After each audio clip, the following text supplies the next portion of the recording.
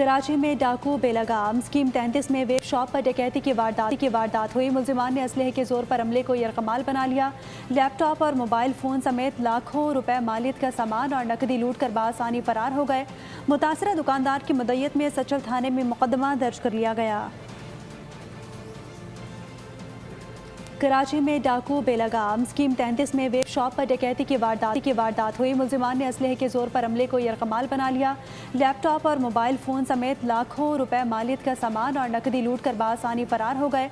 मुतासरा दुकानदार की मदय्यत में सचल थाने में मुकदमा दर्ज कर लिया गया। कराची में डाकू बेलगाम स्कीम 33 में वेब शॉप पर डकैती की वारदात हुई। मुलजिमान ने असलहे के जोर पर अमले को यरकमाल बना लिया। लैपटॉप और मोबाइल फ़ोन समेत लाखों रुपए मालियत का सामान और नकदी लूट कर बासानी फरार हो गए। मुतासरा दुकानदार की मदय्यत में सचल थाने में मुकदमा दर्ज कर लिया गया।